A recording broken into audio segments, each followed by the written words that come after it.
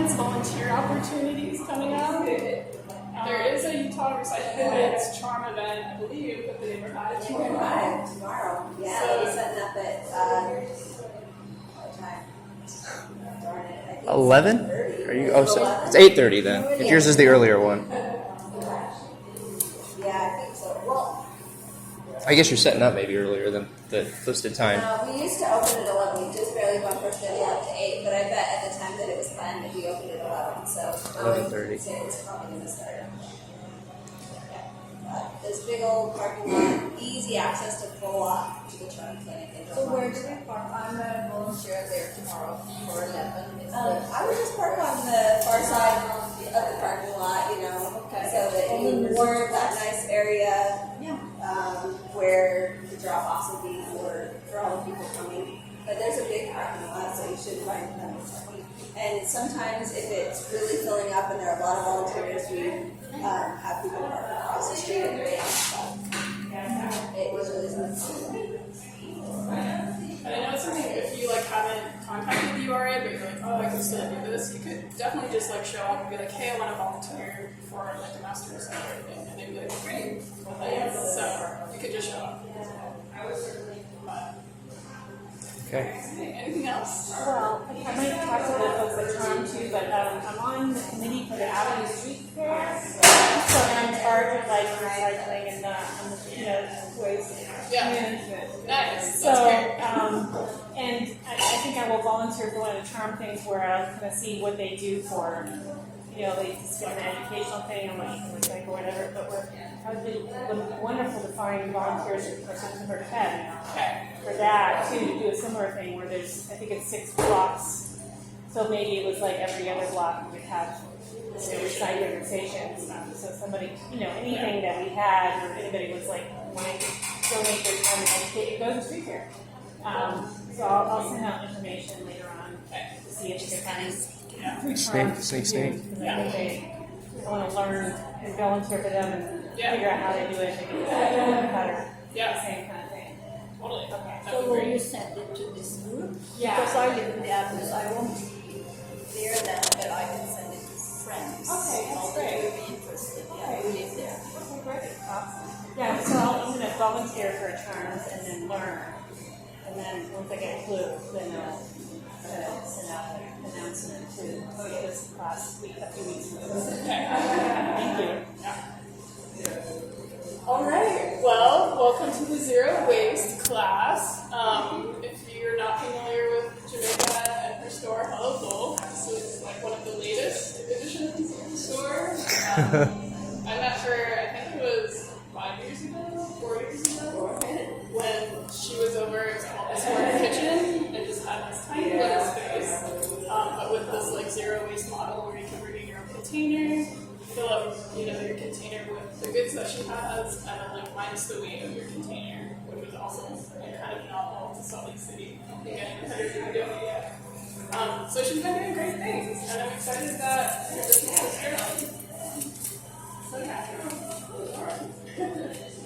We started not too blocks from here in Square Kitchen. I had this idea sort of percolating in my mind as I worked in the grocery industry for many, many years, and eventually I found something called Sustainable Startups, which was a cohort for small businesses to develop their idea and really get some traction. And it was in that sort of peer accountability setting that I realized that I didn't have to start my store with the perfect bins and the biggest space, and they were just start if you're selling shampoo out of the back of your car for a few months, and that's where I decided to just network and find a spot here locally where I could start a small version and see who came out for it. And just sort of test the concept. So we were in Square Kitchen, a space about the size of the space we're standing in here, and we used those food service bins, those Canberra white bins you see on the upper shelf, were they were used for all of our products. So with lids, and that meant each time you used a scoop, it had to be washed pretty much because you couldn't put it in another product. And we operated in that quirky little thing for about about just a few months before I realized we were going to outgrow it. And it's funny because looking back on those bins, I couldn't see what was in them, right? It didn't have the visibility that these bins had. So when we did move, people were like, oh, you have so much more stuff. And I was like, we don't. It's the same stuff. You can just see it. It's a testament to like how that works. But we got to a point where in that funny little model, we couldn't wash the scoops fast enough, you know. And we needed to be able to have this model where the scoop is attached to the bin and it can be used for the day. So we did a Kickstarter there and were lucky enough to succeed and also lucky enough to find a community partner, really, which was key, that gave us the opportunity to lease a spot here in Salt Lake City for free. Wow. And that's something that even just the build out alone was a huge stretch for us to finally invest in expensive bulk bins and shelving and the product to get that started going. So that release was actually what allowed us to grow and continue to test our concept and grow our clientele. And that was through a project called the Give Group, and that's who has the clubhouse. But the Give Group was really instrumental, and it was through the Kickstarter that we found them. We were really, our Kickstarter was like, hey, we're bursting the seams, we need to grow, we need a real retail space here in the back of a warehouse, a dimly lit hallway, you know. It was like, I could hear these Glostars clamoring, and I was like, there's a customer coming, I can't see them, but I could hear them, and so the Kickstarter word got out, kind of, and I remember at the end of Wine Club one night, I barely went to Wine Club. I'm in this thing called Guadalupe Wine Club, they're like second family, and we meet on the west side, and somebody was hosting at Project Open, which is owned by the Gift Group. And I was able to go, even though I was like really, really tired. It was the end of the Kickstarter campaign, which is a wild ride. And I remember thinking, this could be my chance to just give a little bit of a pitch and get a few donations or some connections or whatever. And so I went to Wine Club, you know, I was like, if I could just shower, I'm going. So I went to Wine Club thinking I would have the opportunity, and I didn't. But what I did have the opportunity to do is sit down next to Chris, who is the founder of the Give Group. And we started talking, and he's like, I've heard about your Kickstarter. And I'm like, yeah, we're looking for retail space. And he's like, we happen to have a retail space built into the apartments that we've never built. And they had a concept for, what are they called? The machines where you get like candy bars. Vending machines. Vending machines. So they had vending machine concept in their head where they had like vending machines you could get all sorts of stuff out of. I guess it's a trend nationally. But they were never able to quite get all the things in place for it and the permits, and he really liked our concept. So Chris and I went and met a number of times over the course of the next like 3 months, and then he called one night and said, I really want you in that space. So we were able to get that lease going.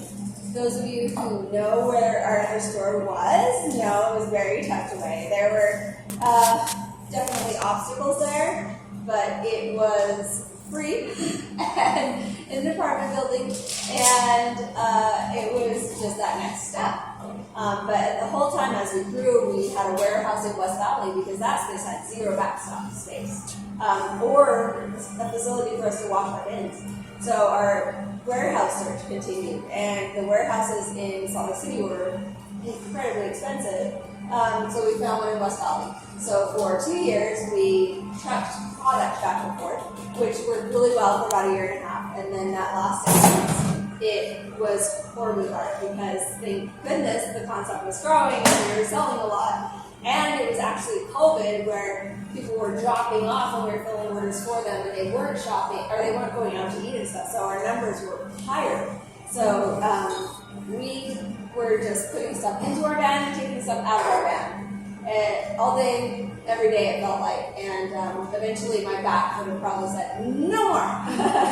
But we looked and looked for a retail or a warehouse space that could be warehouse and retail here in Salt Lake City for like a year and a half.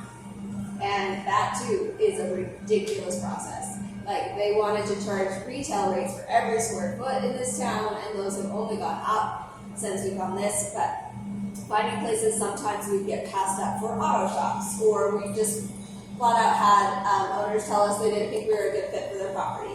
They didn't know what our concept was. They didn't think it would bring value to the area. Their loss. Yes, and I just, I struggled. I think I was close to putting in a letter of intent for like 4 different properties, and often just passed up. And then this one is owned by the fella that owns Undercurrent and Current, those buildings. He was rather brisk when I first inquired about the property, and said, like, what's your concept? I'll call you back if I'm interested. And it took him about 5 minutes to research me. Called me back, said, I want you in my building. And we looked at the build out, and he's been a tremendous ally. So it's been interesting to say the least. But we were able to, in this model, finally have our stuff where we have our store. It's a lot less work for us. The construction has been a huge setback, but it's everywhere. Our other store is completely, it would have been dead in the water due to construction. At this point, you can't get to that store from either street that are on the side. You have to go all the way to the west side over the freeway and back at it. So I'm very grateful that we moved, even though this is not new either. But this will have a bike lane and a median and start attracting more businesses once it's done. So it's been fun. And it's a crazy industry to be in because nobody's done this locally and to a degree nationally. And I have met other store owners in other states, and I actually get contacted and do consults now for people opening up their own stores that are similar. And every state is different, and every state it's a process of figuring it out because there are really clear guidelines that support or don't support these, and sometimes the default answer with food agencies is no, and it takes like making them your friend and asking if you can look at the code or why, or making compromises. That has been both beneficial and detrimental because some of those compromises were made over a handshake and a conversation and then not supported by the next person who started in the position. So I've learned a lot of our lessons that way. We opened up a second location in the 9th and 9th area just before COVID, but then with a new Department of Ag inspector and head of the department, they no longer would allow us to wash our bins in our warehouse in West Valley. They wanted a 3-compartment sink on site, and we absolutely couldn't do that in a teeny little store, let alone the expense of trenching and plumbing. So it was something that we had a huge barrier, and it was right before COVID, and we decided we don't fight those kind of fights with the Department of Agriculture during the pandemic, and we closed that location. And that was a tremendous setback. But at the same time, we had the staffing trained for that one. We were able to then move them over to our original store and help with all that filling that we did for customers during the pandemic, which in the pandemic, we had those conversations in the beginning about how it would last for a couple of months. And we knew that it would be the priority of the years I've been open in pandemic years, or the majority. So it's been an ongoing process around creative problem solving, trying to figure out. I mean, we started building for customers 3 days, I think, before that mandate was rolled out because we just didn't know what we were dealing with, and there was so much talk about it on the surfaces. So at one point, as a group, me and the employees, we just decided. We moved a table right up to our front doors in the other store and had people drop off. We started wiping the outside of each container down with sanitizer and then bringing it into the store and filling it as a stop. And then that was approached really well, honestly, except for staffing, which was really impossible. I could never get it right because I could staff well for busy times and it would be be dead, and I could staff normal for slow times, and it would be crazy busy, and providing a customer experience that worked was really difficult. So that was something that I didn't love about it. Had, its trade-offs, and then we had to retrain our entire clientele on how to show themselves again and get them used to that, and some of them were warm and receptive and loved filling their own containers, and some people were like, I'd rather not. So it's just been, it feels like there's always some big new thing we're doing, and thank God we've got the best people in the community coming out for this, and they're really kind and patient and willing to move and adjust and everywhere. So it's been very helpful in that respect. We have a couple here, we don't have a lot, but there are two back by that sink if somebody wants to grab them. And here's the stool. Right? We just had something here the other day. Pulled out enough chairs for everybody, but that was A little bigger. So I'm just always curious about what your ideas are around the concept, or if you understand the concept, or you see the value in it, or if you want to know about, anything about how it's growing. We finally have data on how this sort of thing is growing across the globe, really, but nationally. It's something that I did not have when we started. Trying to prove this concept was something that was growing and popping up all over the U.S. was something that investors and loan officers and people had to just take my word for, And now finally we have a little data. What does the data show? The data shows that there was a huge decline during COVID, but otherwise it was up, and then it dropped, and now it's coming back. And then I always felt like we were one of the few nationally that did grocery, and it's very true. We are. We're one of the few nationally that has grocery. They open up, there's already two more in Salt Lake, or in Utah, one in Park City and one in Murray, that are just body care, household cleaners, accessories, and that's more common and has a tremendous impact in and of itself. But those are popping up everywhere. But now that I do consults, I hear the most wonderful things, there's a person doing one in a trolley in Florida. There's somebody doing one that has a medical practice, a holistic medical practice, but she would like a food grocery store attached to her medical practice because she believes that food is medicine and wants to provide that for clients. And every once in a while, there's a change in the stereotype of the zero waste store owner, which I like too, which is fun because they are mostly women. It's completely different from the grocery industry that I worked my way up in, which is almost exclusively male CEOs and founders.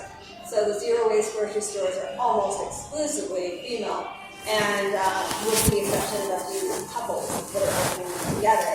And now I do actually have somebody who's coming for a consult that's opening his own zero waste store. And so it's just been really interesting to learn about the industry and get to know the people in it.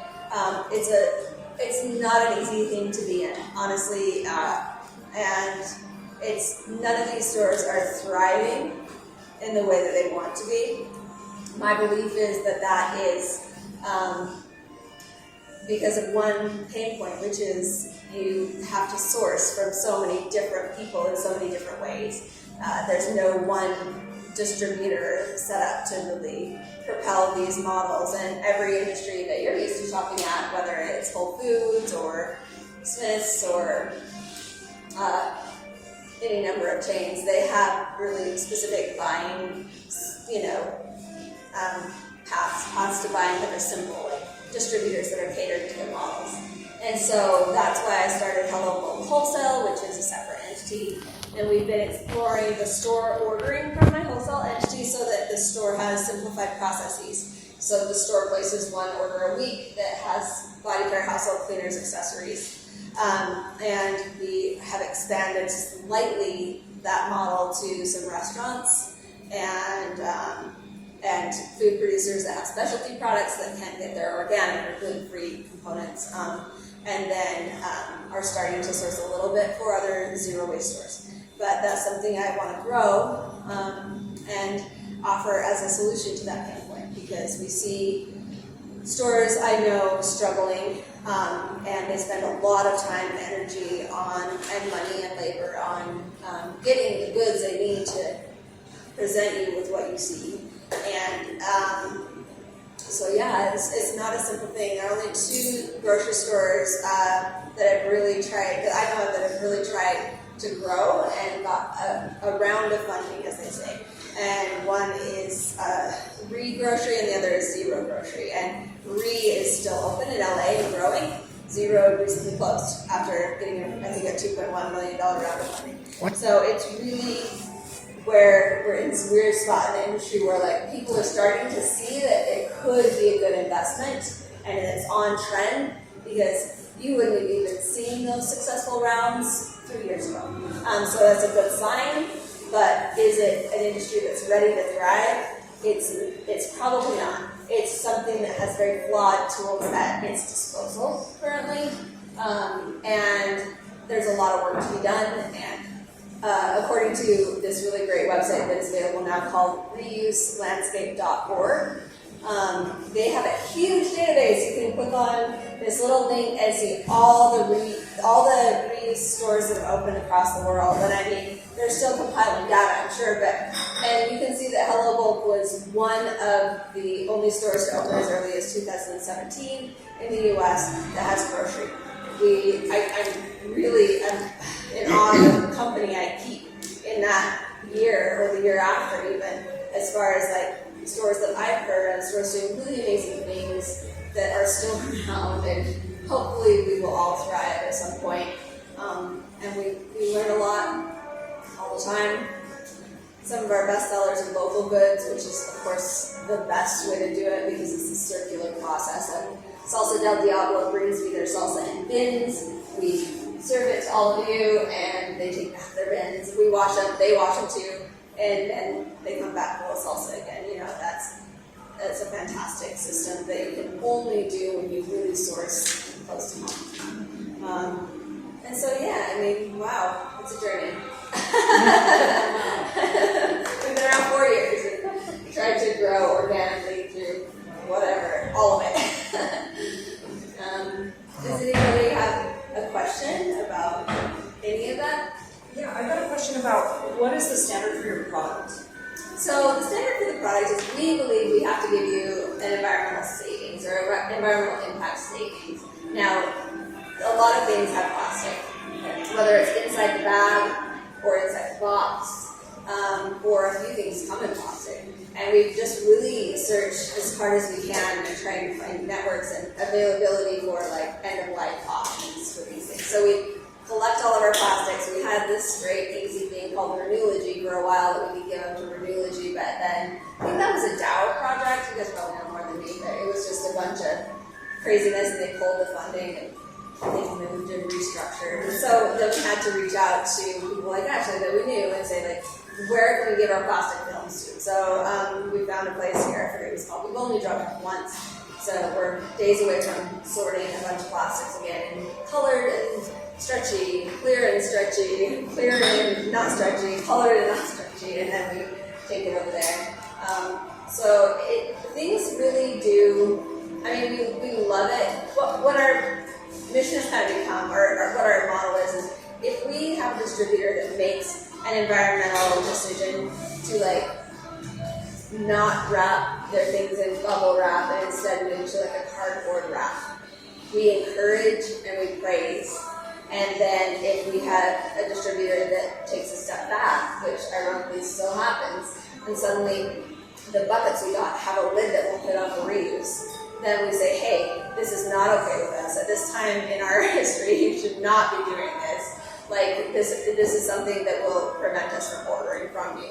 So it's just a matter of, like, even with our distributors and where we get things from, we just try to find things that are environmental savings for our customers that prevent some packaging. Like, even the gallons for Live Air are least favorite. But it's just like, what else do we do? Every zero waste store has them because there is an environmental savings. Is it great? No, it's not nearly as good as I'd like. But bit by bit, we've ordered body carrying in drums so that we can avoid the gallons. and the drums have a better reuse situation after they're done. But there's only like 3 products that I can get in the drums currently, you know. And so, I mean, it's just like, yeah, it's just for sure an ongoing thing. And is it like, do you try to focus on only having clean beauty or like cruelty-free beauty? Like, do you have any of those standards or like? Some, yeah. I mean, basically because of my experience in the natural grocery world, because that's where I started. I started with wild oats and then merged into Whole Foods, and then later I was with Sunflower, which became Sprouts. So really my experience led me to distributors with high standards and brands with high standards. And although I'm not like 100% organic or 100% vegan or anything, we just go for products with integrity is where we try to go. And then we have to explain that to our customers sometimes who, you know, might see the prices at Winco. Like, we're always saying our pricing and our product is comparable to like a Sprouts or comparable to maybe even Harmon's, who's stepped it up a lot in years closer. So like, we do have a higher standard. Now, do we have high fructose corn syrup? Yes, in a local product. And we support them as a local maker. You know, so it's just kind of, we always have to look at like the whole picture and that whole impact and decide where you're going to make concessions.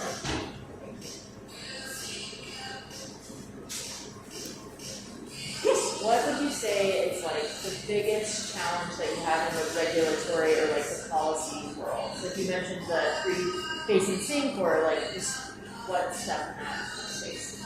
I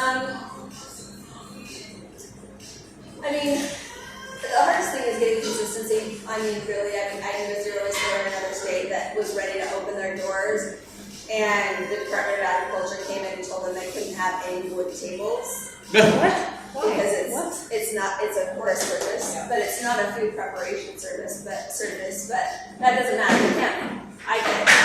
Like and like the hand washing thing came up at 9th and 9th, where they told me, in addition to the sink, that I needed a hand wash sink accessible to customers, a designated hand washing, which is like what you can see in the back of the stainless steel sink.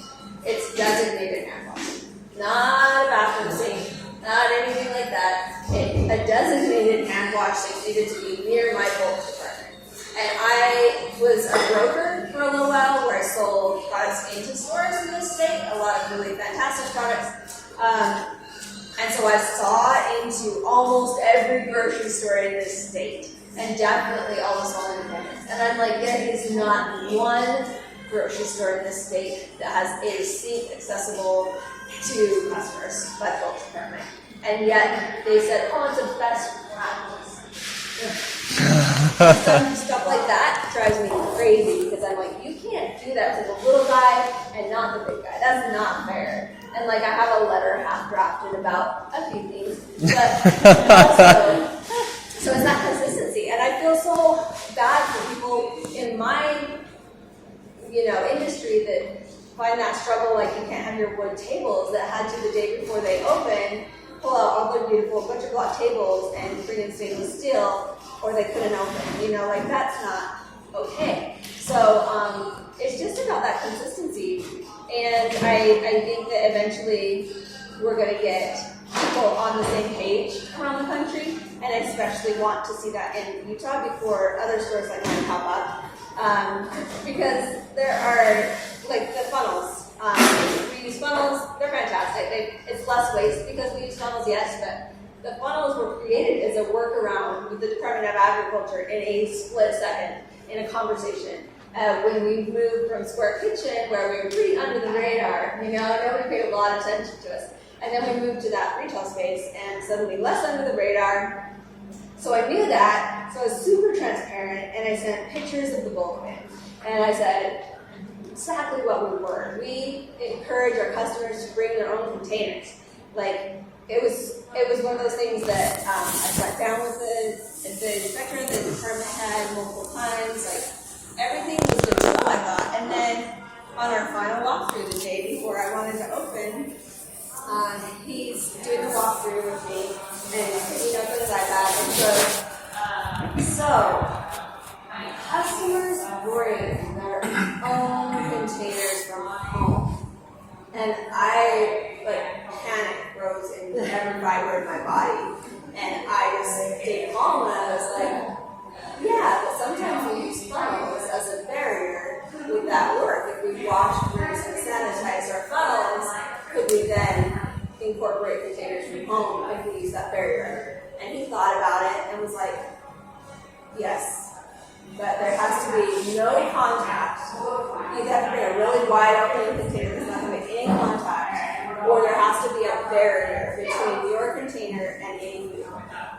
And that is a workaround that, thank goodness, the next department had honored, because he's my favorite, but he has not put his foot down about that. And I just feel like we're always on that like fragile territory until I see something documented, you know. And in other states, you see a lot of places that cannot have you bring containers from home. There was one called The Realm that just opened in Portland, and I saw they were so excited to open. And then I saw this post saying like, "Hey, we just got word we actually can't have you using containers from home.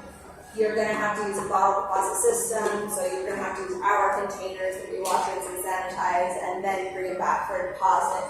And anything like that is going to just like, I think, discourage customers from really getting in a good system and a flow, and so that was the start. Maybe California, you'll go into Rainbow Foods, which is like the best bulk department in the world, but you don't see a container from home at all.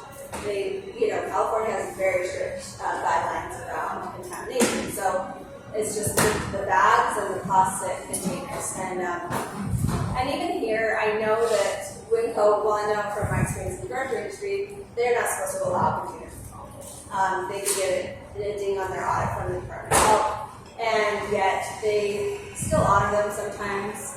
And I don't cause a big tip about that because every village department has a tremendous environmental impact. Even if you're just using those little plastic bags, it's really saving a lot of contamination or plastic pollution. But at the same time, I don't think it's fair that we have to staff and wash funnels, staff to wash funnels and work around that, and they don't have to. So yeah, I'd say consistency across the board is the toughest thing with regulations right now.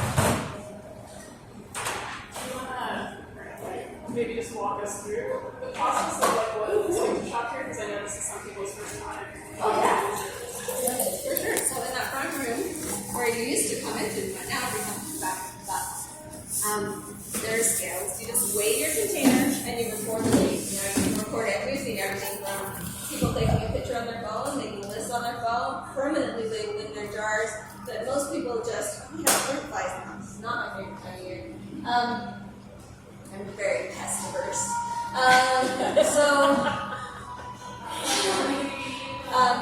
They usually write with a wax marker on it, and then that can be washed off. And some people use tape so that they can definitely just peel it off. But you want that weight when you come in. We call it your tear. That tear is just your weight before you put anything in it, and you'll want it because you're going to take that tear out at checkout. And so the only other weird thing about the store, I say, is the funnels. We do have to have that barrier. You don't have to worry about it with body care or household cleaners, just food items. But those are really the two things that make us unique. We've always had a system where you can take the tear out upon checkout with an integrated scale, and it makes the process pretty streamlined. Your flow isn't too bad once you get used to it. Some of you can attest to that. And we got pretty good at it during COVID. People were like, oh, you must love filling containers because we were so messy. And I'm like, no, we are the worst. We were terrible for a while, but then we got better. Even with the checkout, because we have most customers just ring themselves up. But we just kind of feel that out. You might not want to ring yourself up. We try to kind of gauge that. But we were really clunky and slow at the whole thing because we mostly just cleaned and stocked and filled and chatted. So we've learned a lot, but it's a pretty great process. That's how it works. Any questions about the process? Like this had one before. I don't know. I'm always full of questions. No, I was just curious, because like when you mentioned Winco or Farms, or like right, some grocery stores are starting to have bulk sections. What they don't do is just go out and share a container or like bring a container from home. But I just wonder if you see that as like a good thing or a bad thing competitively. Like on the one hand, it's like it'd be nice if we were the only game in town, but then at the same time, I can see where it's like if other groups are doing it too, it might be good. I'm just wondering what your thoughts are. I used to be really worried before I started this about somebody else doing it, because I was like, it's my idea. Like I've had it for years. I worked in grocery for over a decade, and like the first time this concept came to me was when my kids were little, and they're 25 and 22, and well, my youngest is 16. But I really felt like I had to get to a place in my life I could afford as a single mom to do something like this. And mostly I got to a place where I was just fed up enough that I did it. But yeah, I was just worried. Like, somebody else is doing it.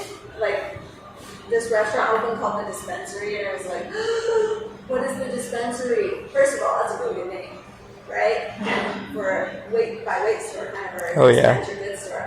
It was a restaurant. It wasn't even a bookstore. But I was really Burn away. Finally, I just got to a point where I'm like, I hope they do. Like, I'm planning on selling the majority of this company. In, I don't know, probably about a year. I'm really concentrating on the pain point of the company or the industry through Hello Bulk Wholesale, which is sort of where my passion lies. And I think that these will be popping up everywhere. And that's my hope.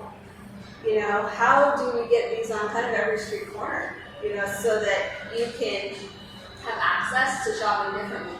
And people always ask me, are you going to get bigger? Are you going to have more stuff? And I'm like, I don't know, It's a lot right now to have this much selection, and it'll get easier perhaps in years to come, but I just want to see more of them. I don't want to see bigger ones, I want to see more of them. And even the experts, I've been, in conversations and heard experts talk, and experts who are coming up with amazing things around plastic pollution, amazing solutions. They all say reuse is where it is now.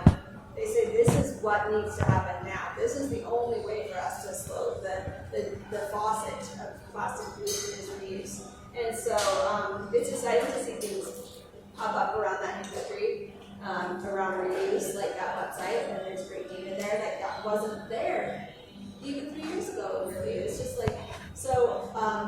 They will pop up. They are already popping up, and there's a website called Litterless where people all over the U.S. can look and see what's in their neighborhood. And the interesting